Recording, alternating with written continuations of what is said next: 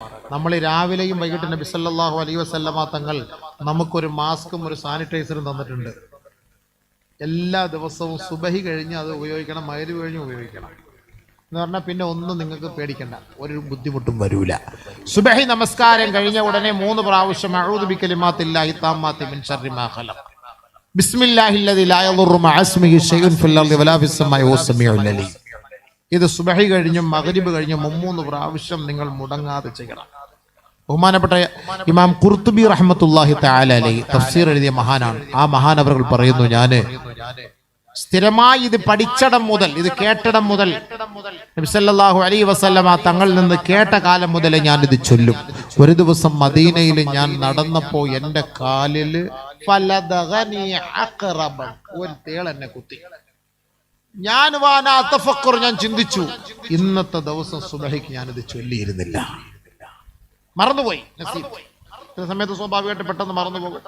അപ്പൊ ഇന്നത്തെ ദിവസം ഞാനത് ചൊല്ലിയില്ല, അതുകൊണ്ടാണ് എന്നെ അത് കുത്തിയത്. ഇമാം ഖുർത്തുബി റഹ്മത്തുള്ളാഹി തആല അലൈഹി പറയാണ്. നമ്മൾ മനസ്സിലാക്കണം സുഹൃത്തുക്കളെ, അതുകൊണ്ട് നമുക്ക് ഒരു മാരകമായ രോഗങ്ങൾ ഉണ്ടാവില്ല സുബഹി കഴിഞ്ഞും മഗ്‌രിബ് കഴിഞ്ഞും. അതേപോലെ നമ്മൾ ഈ നാട്ടിൽ നിന്ന് ഏതെങ്കിലും നാട്ടിലേക്ക് പോവുകയാണെങ്കിൽ നിങ്ങൾ ആ നാട്ടിൽ ഇറങ്ങുമ്പോൾ ഇത് ചൊല്ലണം. നബി സല്ലല്ലാഹു അലൈഹി വസല്ലം തങ്ങൾ പറഞ്ഞ വാക്കാണ്, ഇദാ നസല മൻസിലൻ ഫൽയഖുൽ അഊദു ബികലിമാത്തില്ലാഹി താമ്മാതി മിൻ ശർരി മാ ഖലഖ് ലം യദുറഹു ശൈഉൻ. ഏത് നാട്ടിലേക്ക് നിങ്ങൾ യാത്ര പോയാലും അവിടെ വെച്ച് നിങ്ങൾ അഊദു ബികലിമാത്തില്ലാഹി താമ്മാതി മിൻ ശർരി മാ ഖലഖ് ബിസ്മില്ലാഹില്ലദി ലാ യദുറു മഅ ഇസ്മിഹി ശൈഉൻ ഫിൽ അർളി വലാ ഫിസ് സമാഇ വഹുവ സമീഉൽ അലീം. ഇത് പറയുന്ന പോലെ ലം യദുറഹു ശൈഉൻ, അവനെ ആ നാട്ടിൽ നിന്നുള്ള രോഗം ബാധിക്കൂല. നബി തങ്ങൾ പറഞ്ഞ വാക്കാണ്. അതുകൊണ്ട് നമ്മൾ എവിടെ യാത്ര ചെയ്താലും, വള്ളത്തിൽ കയറാൻ പോയാലും, കടലിൽ പോയാലും, ഹോസ്പിറ്റലിൽ പോയാലും നമ്മൾ എപ്പോഴും ഈ ദിക്ർ നിങ്ങൾ പതിവാക്കണം. അഊദു ബികലിമാത്തില്ലാഹി താമ്മാത്തി ബിസ്മില്ലാഹില്ലദി ലാ യദുറു മഅ. സുബഹി കഴിഞ്ഞും മഗ്‌രിബ് കഴിഞ്ഞും 3 പ്രാവശ്യം പ്രത്യേകിച്ച്. അല്ലാഹു തആല എല്ലാ രോഗത്തിൽ നിന്നും, മാരക രോഗത്തിൽ നിന്നും അല്ലാഹു നമുക്ക് ശിഫാ നൽകട്ടെ. നബിയുനാ റസൂലുള്ളാഹി തങ്ങൾ പറഞ്ഞത് എന്താ? ഇദാ ഹസബഹു അംറുൻ ഫസിഅ ഇലസ്സലാ. നബിയുനാ റസൂലുള്ളാഹി തങ്ങൾക്കോ മദീനയിലോ ആ നാട്ടിലോ ഒരു പ്രശ്നം വന്നാൽ, ഒരു ബുദ്ധിമുട്ട് വന്നാൽ, ഒരു പ്രയാസം വന്നാൽ, ഒരു ദാരിദ്ര്യം വന്നാൽ, ഒരു മാരകമായ രോഗം വന്നാൽ, ഹബീബുനാ റസൂലുള്ളാഹി തങ്ങൾ മക്കളോട്, കുടുംബക്കാരോട്, നാട്ടുകാരോടും സഹാബത്തിനോടും പറയും, അമറഹും ബിസ്വലാ, അമറഹും ബിസ്വലാ, സല്ലൂ സല്ലൂ സല്ലൂ. ഇദാ സാബത്തുഹും ഫാഖത്തുൻ, അവർക്ക് കഞ്ഞി കുടിക്കാൻ വഴിയില്ലാതെ വന്നാൽ, അവർക്ക് ഭക്ഷണം കിട്ടാതെ വന്നാൽ, അവർ ദാഹത്തിലും പരവേശത്തിലുമായി പോയാൽ അവരെല്ലാവരും നേരെ സഹാബാക്കളോട് പറയും, അമറഹും സല്ലൂ, നിങ്ങൾ നമസ്കരിക്കണേ, നമസ്കരിക്കണേ. നമസ്കാരത്തിലൂടെ ഏത് മാരക രോഗങ്ങളെയും അല്ലാഹു ഒഴിവാക്കി തരും, ഏത് കടങ്ങളും അല്ലാഹു വീട്ടി തരും, ഏത് ഇടങ്ങേറ് മുസീബത്തുകളും അല്ലാഹു ഉയർത്തിക്കളയും. അതുകൊണ്ട് അല്ലാഹുവിന്റെ റസൂൽ പഠിപ്പിച്ചത്, ഏത് പ്രയാസങ്ങൾ വന്നാലും അമറഹും ബിസ്വലാ, നമസ്കരിക്കാനാണ് അല്ലാഹുവിന്റെ റസൂല് സഹാബത്തിനെയും തന്റെ കുടുംബിനികളെയും കൽപ്പിച്ചത്.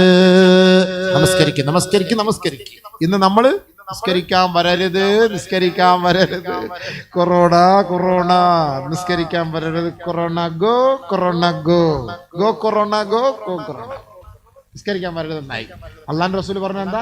ഈ ഇടങ്ങേറ് വന്ന നിസ്കരിക്കണം. സൂര്യഗ്രഹണം സംഭവിച്ചാൽ നബി തങ്ങൾ പള്ളിയിൽ പോയിട്ട് സുജൂദിൽ കിടക്കും. അവിടെ ക്ലിയറായി മാറുന്നത് വരെ സുജൂദിൽ കിടക്കും. അങ്ങനെ ദുആ ചെയ്യും. എഴുന്നേൽക്കുമ്പോൾ റാഹത്തായി, ശാന്തിയായി.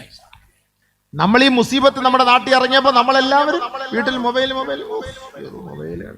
അളിയ എത്രയെന്ന് പറഞ്ഞ അളിയ അത് നോക്കുന്നത്, എന്തോ നോക്കി മടിപ്പിച്ച് അവസാനം മൊബൈൽ വേണ്ടെന്നായി. ജീവിതത്തിൽ ചക്ക തിന്നാത്തവൻ ചക്ക കൊണ്ട് ഫ്രൈ വരെ ഉണ്ടാക്കി അല്ലാഹു തആല. ഈ ചക്ക അത് നമുക്ക് പാടില്ല, അതൊക്കെ പാണ്ടിക്കാരന്മാർ കൊണ്ടുപോട്ടെന്നുണ്ട്. അല്ലാഹു തആല ഇവനെ കൊണ്ട് തിരിച്ചു. ഉണക്കമീൻ കണ്ടാ ദേഷ്യം പിടുന്നവൻ ഉണക്കമീനിന് വേണ്ടി ദുആ ചെയ്യുവാനും തഹജ്ജുദിന് എഴുന്നേറ്റ്, അല്ലാഹു നാളെ 1 കിലോ ഉണക്കമീനെങ്കിലും കിട്ടണേ അടച്ചവനെ. ഉണക്കമീൻ ജീവിതത്തിൽ ഇഷ്ടമില്ലാത്തവൻ ആഗ്രഹിച്ചില്ലേ? ഉണക്കമീനിന് വേണ്ടി ആഗ്രഹിച്ചില്ലേ? ഉണക്കമീൻ ആഗ്രഹിച്ചില്ലേ? സ്വന്തക്കാരെയും കുടുംബക്കാരനെയും കാണ്ട് ജീവിതത്തിൽ എപ്പോഴും വീട്ടിൽ വന്നിരുന്നാൽ സ്വന്തക്കാരനും കുടുംബക്കാരനും ഒക്കെ വരുന്ന ഭണ്ഡാരക്കാല ഉമ്മാർ എന്ന് ഇവിടെ തന്നെ വന്ന് ഇടങ്ങേറാണല്ലോ എന്ന് ഒരുത്തനും തിരിഞ്ഞു നോക്കാതെ വരുന്ന ആര്? ഭാര്യ അടക്കം. ഭാര്യ വേറെ റൂമിൽ, ഇയാൾ വേറെ റൂമിൽ. ഗൾഫിൽ നിന്ന് കഷ്ടപ്പെട്ട് പെട്ടിയായിട്ട് വരിക ഭർത്താവ്. ആ ഭർത്താവ് ഉണ്ടാക്കിയ വീട് വാതിലിൽ വന്ന് നിൽക്കുന്നു. സുബൈദ ഗേറ്റ് തുറ. യോ കൊറോണ, ഗോ ഗോ, വരണ്ട, പൊയ്ക്കോളാൻ. സ്വന്തം ഭർത്താവ് ഉണ്ടാക്കിയ വീട്, ആ ഭാര്യയും മക്കളും സൂയിക്കാണ്. ഇയാള് അവിടുന്ന് വരികയാണ്. ആ വാതിൽ നിൽക്കുന്നു. തുറക്ക് സുബൈദ, ഗേറ്റ്. ഇക്ക, എന്റെ പൊന്നിക്ക, കേരളിക്ക, നിങ്ങൾ അവിടുന്ന് വന്നല്ലേ, അവിടുന്ന് എല്ലാം കൊറോണ ആയിട്ട് വന്നാൽ ദയവേത് അങ്ങ് പൊയ്ക്കോ ഇക്ക. നിങ്ങൾ എവിടെയെല്ലാം പോയി വെള്ളത്തിൽ കടന്നിട്ട് ഒരു മാസം കഴിഞ്ഞ് വന്നാൽ മതി. ഇൻഷാ അല്ലാഹ് മരിച്ചോ ഞാൻ മയ്യത്ത് നിസ്കരിച്ചോളാം, ഇക്ക അങ്ങ് പൊയ്ക്കോളി. പെട്ടിക്കാതിരിക്കുന്ന സ്വന്തം നിനക്ക് 5 വളയും കൊണ്ട് അതവിടെ ഇട്ടാറ് 24 മണിക്കൂർ കഴിയുമ്പോൾ കൊറോണ പറഞ്ഞെടുത്തോളാം, ഇക്ക അങ്ങ് പൊയ്ക്കോ. ആ പെട്ടി അവിടെ വള, നിനക്ക് 5 വളയുണ്ട്, കുലിസുണ്ട്, പാദസരുണ്ട്, അരിഞ്ഞാണമുണ്ട്, അരിക്കത്തി, വാല, ചിമിക്കി, ഇതെല്ലാം ഉണ്ട്. അതിനകത്ത് കൊറോണ അതിൽ പിടിക്കൂല, കൊറോണ സ്വർണ്ണത്തിൽ പിടിക്കൂല എന്ന് ശാസ്ത്രം പറഞ്ഞിട്ടുണ്ട്. ഇക്ക അതാ മതിലിന്റെ സൈഡിൽ വെച്ചിട്ട് ഇക്ക പോയിക്കോ, ഇക്ക പിള്ളേ വരല്ലേ പ്ലീസ്. ഒരു സ്വന്തം ഭർത്താവിനെ ഓടിച്ചുവിട്ടില്ലേ? നമ്മൾ കണ്ടതല്ലേ, ഇതൊക്കെ കണ്ടല്ലേ, ഞാൻ വെറുതെ പറയണോ? ഇല്ല ഉസ്താദേ, എന്താ ഒരു ഭാര്യയും ഭർത്താവും തമ്മിലുള്ള ബന്ധം? എന്ത് ബന്ധമായത്? എന്ത് സ്നേഹമായത്? ഇതായിരുന്നോ ഭർത്താവ്? എന്നാൽ എന്റെ മടിയിൽ കിടന്ന് നീ മരിച്ചു, അതാണ് എന്റെ ഇഷ്ടം. മരിച്ചാൽ നമുക്ക് രണ്ടുപേർക്കും മരിക്കാം. അതല്ലേ ചിന്തിക്കേണ്ടത്? അതല്ലേ ഒരു ഭാര്യ ഭർത്തൃ ബന്ധം? അതല്ലേ ചിന്തിക്കേണ്ടത്? എത്ര വലിയ മാരകമായ രോഗങ്ങളെല്ലാം ലോകത്തുണ്ടായിട്ടുണ്ട്. എല്ലാവരും വിട്ടിട്ട് പോയോ? ഈ സമയത്തല്ലേ ഒരു രോഗം വരുമ്പോഴല്ലേ നമ്മൾ നമ്മുടെ ഭർത്താവിനെ നമ്മൾ പരിചരിക്കേണ്ടത്? ഭാര്യയായ ആയിഷ റളിയല്ലാഹു തആല അൻഹ ഏറ്റവും വലിയ അനുഗ്രഹമായി പറഞ്ഞ ഒരു വാക്കെന്താണ് സഹോദരങ്ങളെ? ഇന്ന മിൻ നിഅമില്ലാഹി അലയ്യ അന്ന നബിയ സല്ലല്ലാഹു അലൈഹി വസല്ലം തൂഫിയ ഫീ ബൈതി വബൈന സഹരി വനഹരി വജഅല റീഖി വരീഖി. മഹദിയായ ആയിഷ റളിയല്ലാഹു തആല അൻഹ പറയുകയാ, അല്ലാഹു എനിക്ക് ചെയ്ത അനുഗ്രഹങ്ങളിൽ ഏറ്റവും വലിയ അനുഗ്രഹം ഏതെന്ന് പറയട്ടെയോ? ആദരവായ ഹബീബായ ഷഫീആയ റസൂലുള്ളാഹി സ്വല്ലല്ലാഹു അലൈഹി വസല്ലമ തങ്ങൾ വഫാത്തായത് എന്റെ നെഞ്ചിൽ കിടന്നിട്ടാണ്. മാത്രമല്ല എന്റെ ഉമിനീരും എന്റെ തുപ്പുനീരും നബി സല്ലല്ലാഹു അലൈഹി വസല്ലമ തങ്ങളുടെ ഉമിനീരും അല്ലാഹു ഒരുമിപ്പിച്ച് യോജിപ്പിച്ചത് എനിക്ക് അല്ലാഹു ചെയ്ത അനുഗ്രഹങ്ങളിൽ ഏറ്റവും വലിയ അനുഗ്രഹമാണ്. കൊറോണയുടെ സമയത്ത് നമ്മളെങ്ങാണ് ഒന്ന് തുമ്മിയാൽ, ഭർത്താവിന്റെ മുന്നിൽ ഭാര്യ തുമ്മിയാൽ, ഭാര്യയുടെ മുന്നിൽ ഭർത്താവ് തുമ്മിയാൽ, ഈ പറയുമ്പം സെക്സാന്ന് പറയരുത്. ഗവൺമെന്റ് പറഞ്ഞ് നിങ്ങൾ ശാരീരികമായി ബന്ധപ്പെടണം, പക്ഷെ ചുണ്ട് തമ്മി ഉമ്മ വയ്ക്കാൻ പാടില്ല. മാസ്ക് വെച്ചിട്ട് ബന്ധപ്പെടണത് എന്തൊരു പരിപാടിയാണ് പറഞ്ഞ് കേട്ടായിരുന്നു നിങ്ങൾ?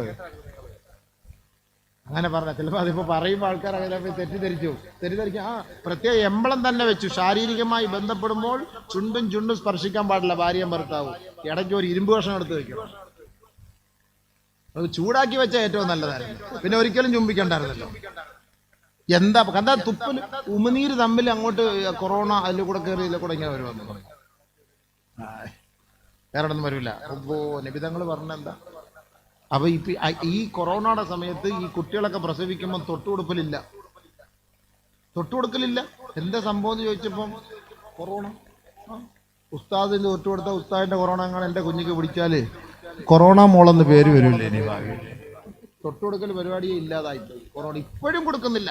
ഞാൻ ഈ അടുത്ത സമയത്ത് ഒരു വീട്ടിൽ ഞാൻ പോയി, കുട്ടിക്കാരാ തൊട്ടൊന്നും കൊടുത്തില്ല, പാങ്ക് വിളിച്ചതേ ഉള്ളൂ, പിന്നെ സംസം വെള്ളം ഇച്ചിരി കൊടുത്തു. അതിന് ഈ തൊട്ട് കൊടുക്കാൻ കൊറോണ അല്ലേ, ഇപ്പൊ അങ്ങനെ കൊടുക്കാൻ പാടുണ്ടോന്ന്. എങ്ങനെയുണ്ട്? ആ സുന്നത്ത് പോയില്ലേ?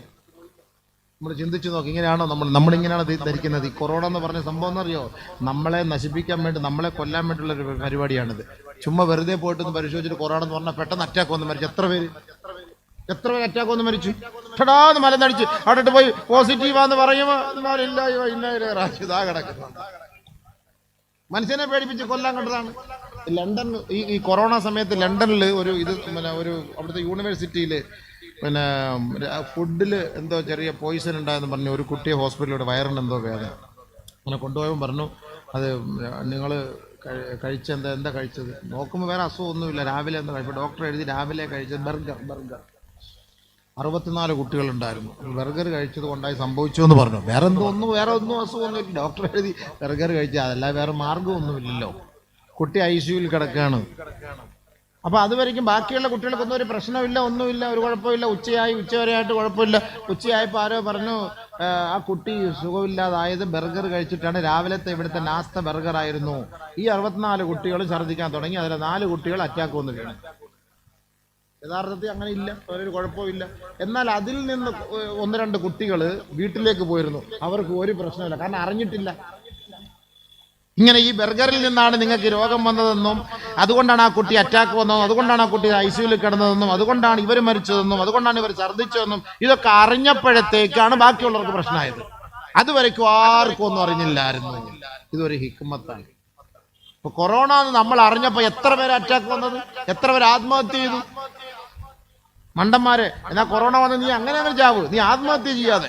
എത്ര പേര് ആത്മഹത്യ ചെയ്തു കൊറോണ എന്ന് പറഞ്ഞ് പേടിച്ചിട്ട്.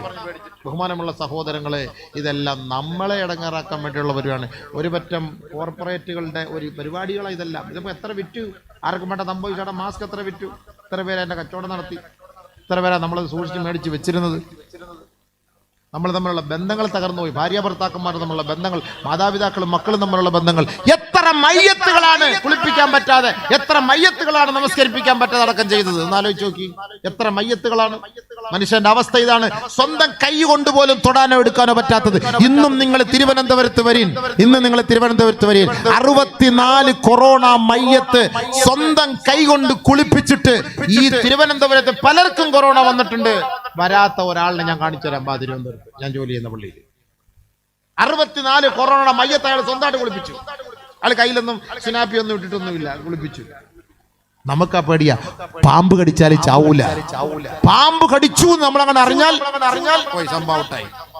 നമ്മളെ കടിച്ച് ചിലപ്പോൾ നമ്മളിങ്ങനെ പോകുമ്പോ എന്തോ ഒന്ന് കടിച്ചു, എന്തോ ഒന്ന് കടിച്ചു. പാമ്പാ കടിച്ചത്, സംഭവം മൂർഖനായിരിക്കും കടിച്ചത്.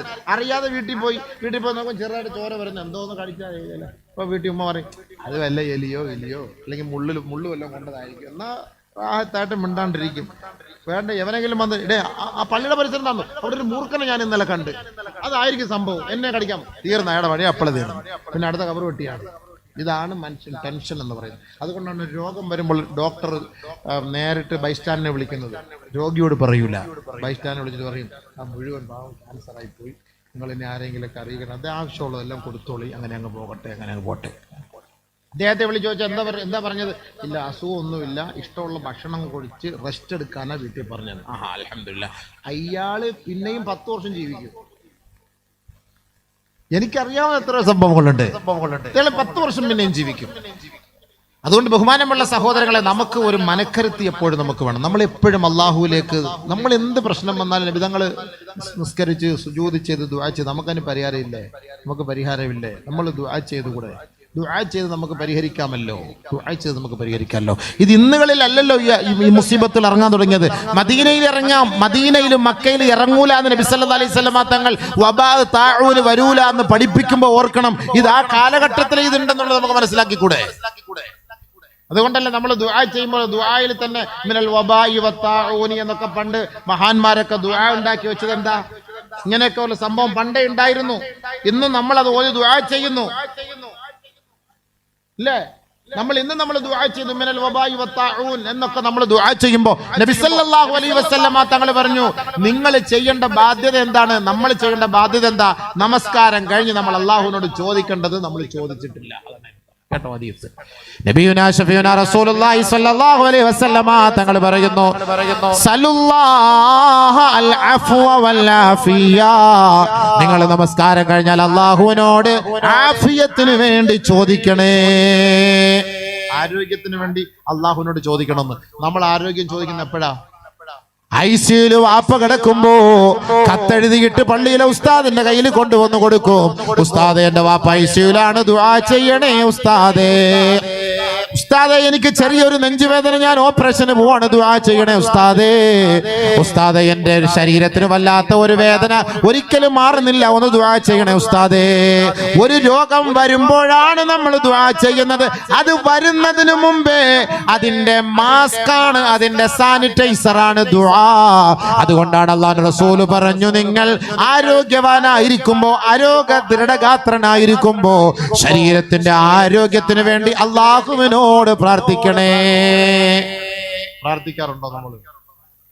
നിസ്കാരം കഴിഞ്ഞോണ്ട് എന്റെ കടം മാറണേ അല്ലാ, എന്റെ വീടിന്റെ വാല് കാഴ്ച എളുപ്പം നടക്കണേ അല്ലാ, എന്റെ കുട്ടിയുടെ അഡ്മിഷൻ കിട്ടണേ അല്ലാ, എന്റെ മോളെ പരീക്ഷയിൽ ജയിപ്പിക്കണേ അല്ലാ, എന്റെ ഭാര്യയുടെ പ്രസവം എളുപ്പമാക്കണേ അല്ലാ, ഒരു രണ്ടാൺകുട്ടി ഒരുമിച്ച് തരണേ അല്ലാ, പടച്ചവനെ. ഇതൊക്കെയല്ലേ നമ്മുടെ ദുആ. ചാകര തരണേ അല്ലാ, നല്ല കച്ചവടം തരണേ, ഇതൊക്കെയല്ലേ നമ്മുടെ ദുആ. അല്ലാഹു എന്റെ ശരീരത്തിന് നീ ആഫിയത്ത് ആരോഗ്യം തരണേ അല്ലാ, എന്റെ ശരീരത്തിന് ആഫിയത്ത് തരണേ അല്ലാ. എത്ര പേര് ദുആ ചെയ്യുന്നുണ്ട്? എന്നാൽ ആദ്യം ചെയ്യേണ്ടത് അതാ. ചെയ്യാറുണ്ടോ? ചിന്തിക്കുന്നില്ല അതിനെക്കുറിച്ച്.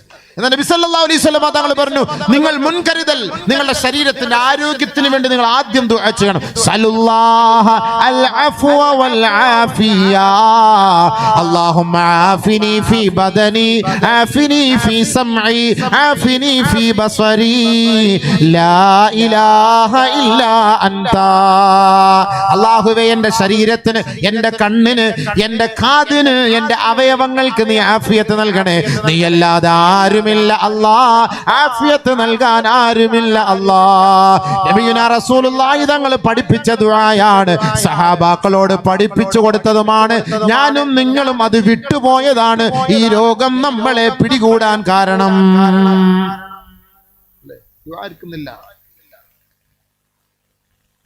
പക്ഷെ നമ്മൾ നിസ്കാരത്തിൽ അല്ലാഹു തആല അത് ചേർക്കുന്നുണ്ട്. നമ്മൾ നിസ്കാരത്തിൽ നമ്മൾ ദുആ ചെയ്യുമ്പോൾ അത് സ്വാഭാവികമായിട്ട് അങ്ങനെ ചെയ്തു പോകുന്നുണ്ട്. പക്ഷെ അതിനെക്കുറിച്ച് ഗൗരവം അറിയുന്നില്ല. റബ്ബി ഗുഫ്ർലി വർഹംനി വജ്ബുർനി വർഫഅനി വർസുഖ്നി വഹ്ദിനി വആഫിനി. എനിക്ക് ആഫിയത്താണ്. നിസ്കരിച്ചിട്ട് വേണ്ട ആഫിയത്തിന് ചോദിക്കാൻ. നിസ്കാരം ഇല്ലാത്തവൻ എപ്പോഴാണ് ഇത് ചോദിക്കുക? നിസ്കാരത്തിൽ വേണ്ട ഇത് ചോദിക്കാൻ. നിസ്കാരത്തിൽ ചോദിക്കുമ്പോൾ അള്ളാഹുവായിട്ടുള്ള മുനാജാത്താണ്. ആഫിയത്ത് എന്നാ ചോദിക്കുന്നത്. അല്ലാതെ ആംബുലൻസിൽ കയറ്റിക്കൊണ്ട് പോകുമ്പോഴല്ല ആഫിയത്ത് ചോദിക്കേണ്ടത്. ഈ ആരോഗ്യം ഉള്ളപ്പോൾ ഈ ആഫിയത്ത് നിലനിർത്താൻ ദുആ ചെയ്യണം പടച്ചവനോട്. സുബഹി നിസ്കരിച്ചിട്ട് തഹജ്ജുദ് നിസ്കരിച്ചിട്ട് ദുആ ചെയ്യണം. അതല്ലാതെ ഹൈവേ റോഡിൽ കൂടെ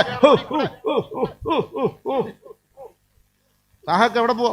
മിണ്ടല്ലോ, ഇപ്പൊ മിണ്ടാൻ പാടില്ല. ഡോക്ടർ പറഞ്ഞു 6 മണിക്കൂർ കഴിഞ്ഞ് മിണ്ടാവുന്ന പറഞ്ഞത്. ഇത് തന്നെ ഇയാളുടെ പരിപാടി. രാവിലെ ഇതിലെ കൂടെ പോകുന്ന കാണാം. 3 ദിവസം കഴിഞ്ഞ ആളെ കാണുന്നില്ല. ഒക്കെ നമ്മളിൽ അദ്ദേഹം എന്ത് ചെയ്യും? അദ്ദേഹത്തിന് ഇതിലെ കൂടെ ഇങ്ങനെ പോകുന്ന കൈയൊക്കെ വീട്ടി. ഈ അറിഞ്ഞില്ല നീ സംഭവം. രാവിലെ മീൻ വണ്ടി തട്ടി ആൾ മരിച്ചു പോയെന്ന്. പാവം. കുറച്ച് നാളിലൂടെ ജീവിക്കാൻ വേണ്ടിയിട്ടായിരുന്നു ഇയാൾ ഇങ്ങനെ ഓടിയത്. കഷ്ടം. എന്താ ഓട്ടം ഓടിയത്. കുറച്ചാളുടെ ഓടാൻ ജീവിക്കാൻ വേണ്ടിയിട്ട് ഓടിയതാണ്. കുറച്ച് അവസാനം എന്താ സംഭവിച്ചത്? പത്രം വന്നു, പ്രഭാത സവാരിക്കിടെ വണ്ടി തട്ടി മരിച്ചു സൈനുദ്ദീൻ, 69 വയസ്സ്. അതാ കിടക്കുന്നു. സംഭവം ശരിയല്ലേ? അവിടെ ഇച്ചിരി ഒഴിഞ്ഞ സ്ഥലത്തിലൊക്കെ പോയിട്ട് നിങ്ങൾ നടക്കുമ്പോൾ രാവിലെ മീൻ കച്ചവടക്കാരന്മാരെ മീൻ കൃത്യസമയത്ത് കൊണ്ട് എത്തിക്കാൻ വേണ്ടി ആവുമ്പോൾ സക്രാത്ത് ഹാലിലാണ് ഓടുന്നത്. ജിബിരിയിൽ പോലും ഇങ്ങനെ ഓടൂല. അപ്പൊ അതിനനുസരിച്ചുള്ള പോക്കില് നമ്മളെങ്ങാനും ഇവങ്ങ എക്സർസൈസ് ചെയ്യാൻ പോകുന്ന ആളാണെന്നും പറഞ്ഞിട്ടൊന്നും കാര്യമില്ല. കിബില തെറ്റിയായിരിക്കും, പിന്നെ എവിടെങ്കിലും ഒക്കെ ആയിരിക്കും പോയി കിടക്കുക. അപ്പൊ അതുകൊണ്ട് മിണ്ടാതെ നിങ്ങൾ കടപ്പുറത്ത് പോയിട്ട് ഓടി. രാവിലെ കുറച്ച് ഏറ്റവും നല്ലത് രാവിലെ വീട്ടിൽ നിന്ന് ഒളിവെടുത്തിട്ട് സുബൈക്ക് നടന്ന് പള്ളിയിലേക്ക് പോകാം. ബെസ്റ്റ്.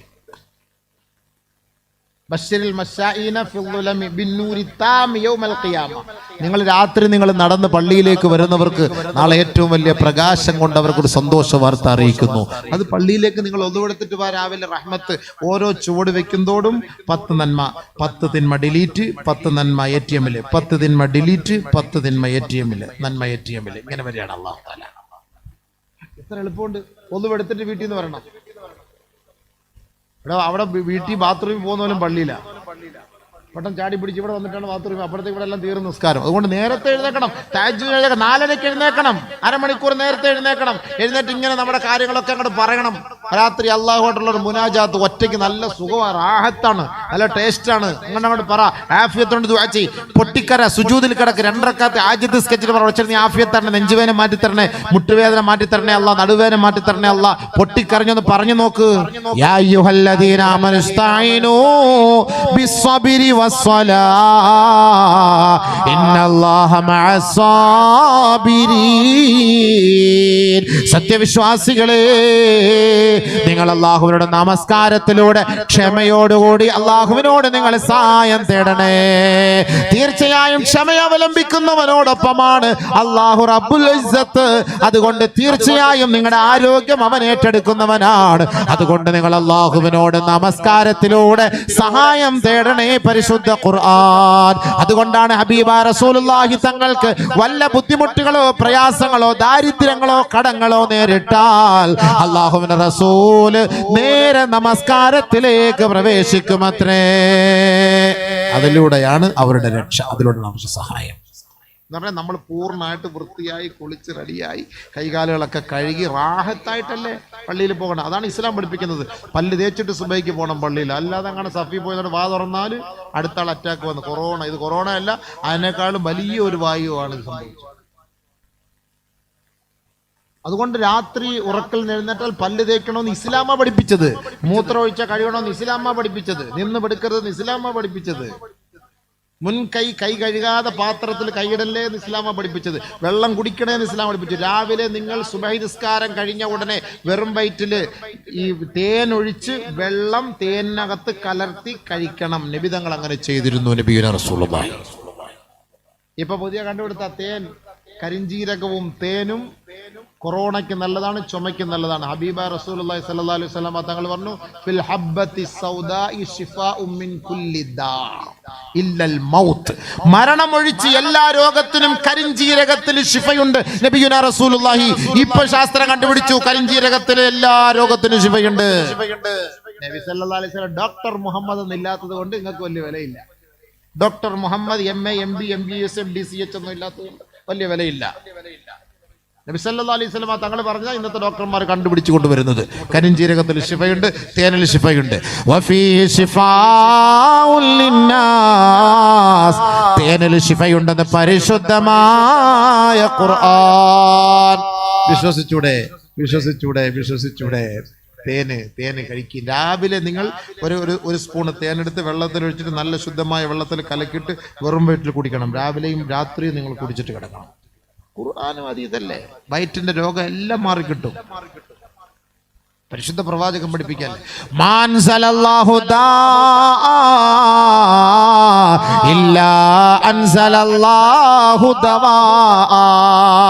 കൊറോണയ്ക്ക് മരുന്നില്ല എന്ന് പറയരുത്. എല്ലാ എബോളയ്ക്ക് മരുന്നില്ല എന്ന് പറയരുത്. എയ്ഡ്സിന് മരുന്നില്ല എന്ന് പറയരുത്. സത്യവിശ്വാസികൾക്ക് അത് അംഗീകരിക്കാൻ കഴിയില്ല. ആദരവായ റസൂലുള്ളാഹി സ്വല്ലല്ലാഹു അലൈഹി വസല്ലമ തങ്ങൾ പറഞ്ഞു, മാ അൻസലല്ലാഹു ദാ. ഏതൊരു രോഗമാണോ അല്ലാഹു ഭൂമിയിൽ ഇറക്കുന്നത്, ഇല്ലാ അൻസലല്ലാഹു ദവാ. ആ രോഗത്തിന് പരിഹാരമായി മരുന്നും അല്ലാഹു ഇറക്കാതെ ഇല്ല. രോഗം ഇറക്കിയിട്ടുണ്ടെങ്കിൽ അതിന് മരുന്നും അല്ലാഹു ഇറക്കിയിട്ടുണ്ട്. ഇത് നബിയുനാ ഷഫീഉനാ റസൂലുള്ളാഹി തങ്ങളുടെ വാക്കാണ്. രോഗത്തിന് കൊറോണയ്ക്ക് മരുന്നില്ലായിരുന്നെങ്കിൽ നമ്മളെല്ലാം അടിച്ചു പോകും. ഇതിപ്പോ കൊറോണ വന്ന ഭൂരിഭാഗം പേര് ഇവിടെ ഇരിക്കുന്നവർ കൊറോണ വന്നവരായിരിക്കും. കൊറോണയ്ക്ക് മരുന്നില്ല, നിങ്ങൾ രക്ഷപ്പെടില്ലായിരുന്നെങ്കിൽ ഇപ്പൊ ഇവിടെ ഇരിക്കുമോ? ഇപ്പൊ നിങ്ങൾക്ക് വേണ്ടി ദുആ ഇറക്കേണ്ടി വന്നേനെ. മഗ്ഫിറത്ത് അല്ലാഹുവേ, ആ കൊറോണ പിടിച്ച് മരിച്ച ഞങ്ങളുടെ പുറക്കാട്ടുകാർക്കെല്ലാം നീ പുറത്തു കൊടുക്കണേ ദുആ ഇരുന്നേ. ഇവിടെ മതപ്രസംഗം നടക്കൂല. കാരണം പ്രസംഗിക്കാൻ കേൾക്കാൻ ആളില്ലല്ലോ. ഷിയാക്കന്മാർ വലിച്ചു പോയി എത്രയോ പേര്. അള്ളാഹു എല്ലാവർക്കും പുറത്തു കൊടുക്കട്ടെ. എല്ലാവർക്കും മഗ്ഫിറത്തും റഹ്മത്ത് കൊടുത്ത അള്ളാഹു അവരുടെ ഖബർ സന്തോഷം കൊടുത്ത ഒരു ശുഹദാക്കളുടെ പട്ടികയിൽ അള്ളാഹു തആല അവരെ ഉയർപ്പെടുത്തുമാറാകട്ടെ. ശുഹദാക്കളുടെ നമ്മുടെയൊക്കെ സുഹൃത്തുക്കൾ, ഉസ്താദ്മാർ, വലിയ വലിയ മഹാന്മാർ, പണ്ഡിതന്മാരെല്ലാം മരണപ്പെട്ടു. ശുഹദാക്കളുടെ പട്ടികയിൽ അള്ളാഹു. കാരണം വബാ താഊന് വന്ന് മരണപ്പെട്ടാൽ അവർക്ക് ഷഹീദിന്റെ കൂലിയാണെന്നാണ്. പേടിക്കേണ്ട കാര്യമില്ല, ഷഹീദിന്റെ കൂലിയാണ്. എനിക്ക് തോന്നുന്നു അതുകൊണ്ട് ആരെയും കുളിപ്പിക്കേണ്ടാത്ത. ഷഹീദിങ്ങളെ കുളിപ്പിക്കേണ്ട കാര്യമില്ലല്ലോ, ശുഹദാക്കളെ കുളിപ്പിക്കേണ്ടല്ലോ. അത് ഒരു ഹിക്മത്താണ്. ശുഹദാക്കളെ കുളിപ്പിക്കേണ്ട കാര്യമില്ല, നേരെ കൊണ്ടങ്ങ് അടയ്ക്കാൻ മതി. അപ്പൊ ഇവര് വബാ താഊന് വന്ന് മരണപ്പെട്ട ഒരു ഷഹീദാണ്. അപ്പൊ അങ്ങനത്തെ അവസ്ഥയിൽ ഇവരെയും കൊണ്ടുപോയി അടക്കി. മയ്യത്ത് നിസ്കാരം വേണം. നമുക്കും അവർക്ക് നിസ്കരിപ്പിക്കാൻ പറ്റില്ല. ദൂരമൊക്കെ എത്ര ആംബുലൻസിനെ മയ്യത്ത് നിസ്കരിപ്പിച്ചെന്നറിയാമോ നമ്മള്? ആംബുലൻസ് അവിടെ കൊണ്ട് നിർത്തും, അങ്ങോട്ട് നോക്കി അല്ലാഹു അക്ബർ. ആംബുലൻസിന് എത്ര മയ്യത്ത് നിസ്കരിക്കപ്പെട്ട ആംബുലൻസ് അതിലേക്കൂടെ പോകുന്നത്. കാരണം എങ്ങനെ തൊടാൻ സമ്മതിക്കണ്ട പയ്യന്മാർ, തൊടാനും സമ്മതിക്കില്ലൊന്നുമില്ല. 2 ചാക്ക് ബ്ലീച്ചിങ് പൗഡറിൽ ഇടുന്ന ഒരു മയ്യത്തിന്റെ മുകളിൽ. കഷ്ടം, പാവം. ഇപ്പൊ വന്ന് ഇപ്പൊ കൊറോണ പിടിച്ചവൻ്റെ അടുത്ത് പോയിരിക്കാം, തടവാം, കുളിപ്പിക്കാം, മൂക്കി കൈയിടാം, മണപ്പിക്കാം, മുത്താം, ചുംബിക്കാം, എല്ലാം ഇപ്പൊ ജായിസായി, ഹലാലായി. ആദ്യം ഇതെല്ലാം ഹറാമായിരുന്ന, ഇതിപ്പോ എല്ലാം ഹലാലായി. ഇപ്പൊ 6 അടി മണ്ണ് മതി, ഇപ്പൊ 10 അടി ഒന്നും വേണ്ട. ഇപ്പൊ ഭർത്താവിനെ ചികിത്സിക്കാം. ഭർത്താവിന് ഭാര്യയ്ക്ക് കൊറോണ വന്നാലും ഭാര്യയ്ക്ക് ഭർത്താവിന് കൊറോണ വന്നാലും ചികിത്സിക്കാൻ കുഴപ്പമില്ല. അന്ന് പാടില്ല. പഠിച്ചവനെ പാവം, എത്ര പേരാ മയ്യത്ത് കുളിപ്പിക്കാൻ പോലും പറ്റാതെ ഒരവസ്ഥയൊന്ന് ആലോചിച്ചു. അള്ളാഹു തആല നമ്മളെ കാത്തിരക്ഷിക്കട്ടെ. അള്ളാഹു നമ്മളെ കാത്തിരക്ഷിക്കട്ടെ. പക്ഷെ മനുഷ്യൻ ദുർബലനാണ് എന്നതിൽ നമുക്ക് മനസ്സിലാവണം, അല്ലേ? അള്ളാഹു തആല ഇതിൽ നമുക്ക് നൽകിയ ഒരു പാഠം, മനുഷ്യൻ ദുർബലനാണ് കേട്ടോ. ദുർബലനാണ്.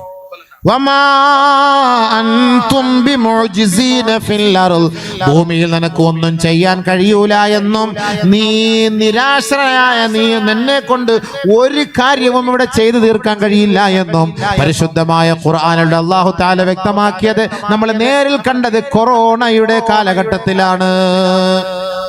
മനുഷ്യൻ ആ മയ്യത്ത് തൊടുന്നില്ല, JCB കൊണ്ടുവന്ന് തള്ളുകയാണ്. എന്നാൽ മനുഷ്യനെ കുറിച്ച് ഖുർആൻ പറഞ്ഞത് എന്താ? വലഖദ് കറംനാ ബനീ ആദം وحملناهم في البر والبحر ورزقناهم من الطيبات وفضلناهم على كثير ممن خلقنا تفضيلا. നബിയുനാ റസൂലുള്ളാഹി സ്വല്ലല്ലാഹു അലൈഹി വസല്ലമ തങ്ങൾ ഒരു വ്യക്തിയെ കാണുകയാണ്. റസൂലുള്ളാഹി സ്വല്ലല്ലാഹു അലൈഹി വസല്ലമ റജുലൻ യതൂഫു ബിൽ കഅബ وهو يقول ما أطيبك وأطيب رائحتك لما غفرت لي وما أعظمك وأعظم حرمتك لما غفرت لي. ഒരു സാധുവായ സ്വഹാബി ആ കഅബയുടെ ഖില്ല പിടിച്ചിട്ട് പറയുകയാണ്, കഅബേ, നിനക്ക് എത്രത്തോളം ഹുർമത്താണുള്ളത്, നീ എത്രത്തോളം സുന്ദരിയാണ്, എത്രത്തോളം മണമാണ്, എത്രത്തോളം രസമാണ്, എത്രത്തോളം അനുഗ്രഹിക്കപ്പെട്ടവളാണ് നീ കഅബേ. അതുകൊണ്ട് ഈ കഅബയുടെ ഹുർമത്ത് കൊണ്ട് എനിക്ക് എൻ്റെ പാപം നീ പൊറുക്കണേ അല്ലാ.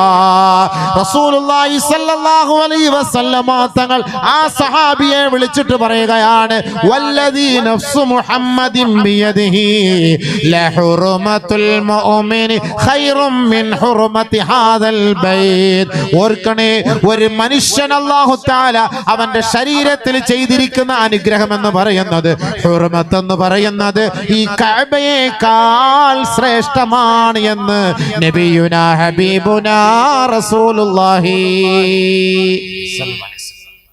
ഹുർമത്ത്, അതാണ് നമ്മൾ അവരുടെ ഹുർമത്ത് കൊണ്ടെന്ന് നമ്മൾ ദുആ ചെയ്യുന്നത്. അതിന്റെ ഹുർമത്തിന്, ശരീരത്തിന് നമ്മുടെ ഹുർമത്തിന് വിലയുണ്ടെന്നുള്ളതിന്റെ കാരണം അതാണ്. നബി സല്ലല്ലാഹു അലൈഹി വസല്ലം കഅബയേക്കാൾ ഹുർമത്താണ് ശരീരത്തിന്. സമയം 2 മണിക്കൂർ ആകില്ലല്ലോ, 9:30 വരെയുള്ളോ?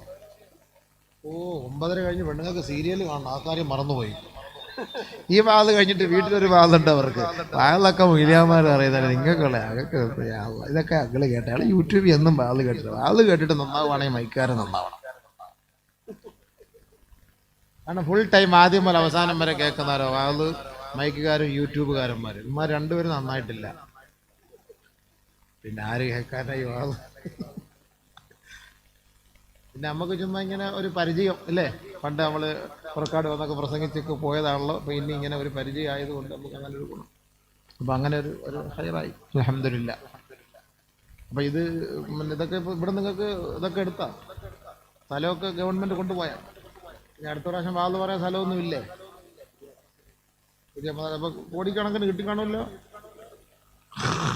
മദ്രസ ഹൈടെക് മദ്രസ പണിഞ്ഞോ, നല്ലതാണ്.